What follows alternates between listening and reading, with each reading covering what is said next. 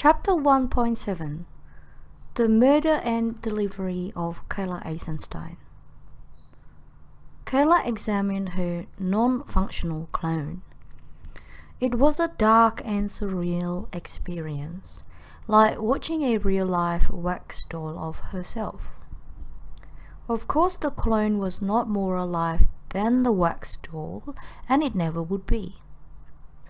The accelerated cloning process used never created a functional nerve system which excluded the possibility of consciousness in the organism.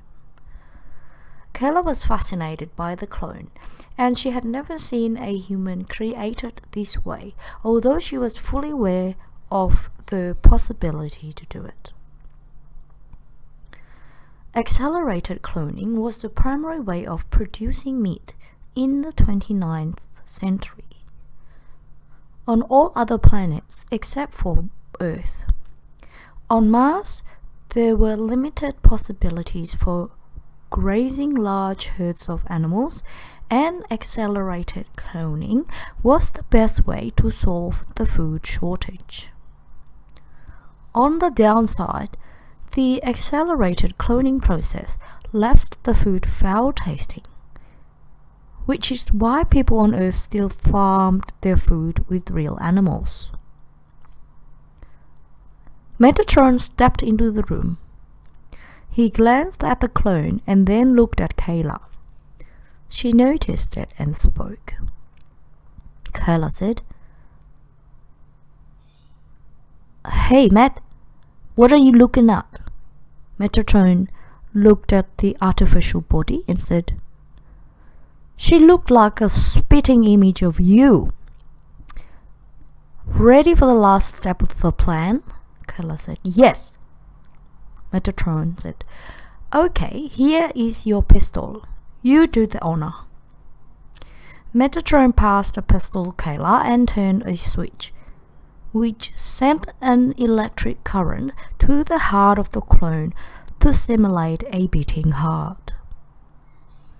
Keila aimed her gun, then shot the clone multiple times, destroying its brain and spine. This was to mask the fact that the nervous system of the clone had never been functional. Metatron and a few other angels then wheeled the bed where the clone was strapped onto a shuttle and set course for Bjorn Muller's command ship, ISS Supreme Earth. Bjorn met them as they docked. He had many armed men by his side, and he walked up to Metatron's small group and started talking. Bjorn said, "What is the meaning of this?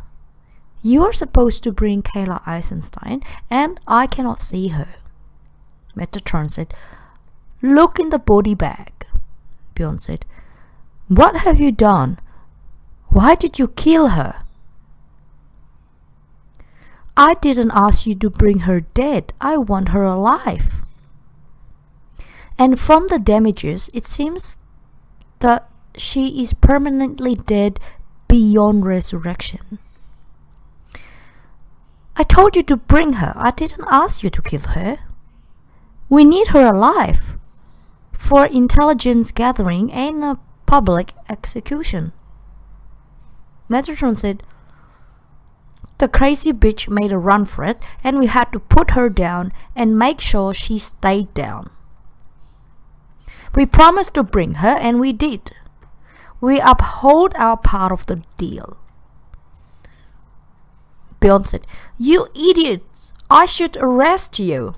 Metatron said, "That's a terrible idea, considering that you are still within firing range of our battle station. We have gone out of our way facilitating your request. Now, I suggest you go home to your masters on Earth. Farewell." Having said this, Metatron and his group went back to the shuttle. The shuttle took off and flew back to the Divine Control Center. Bjorn commanded one of his officers to bring Keila's corpse back to the science bay while he returned to his private room to reflect.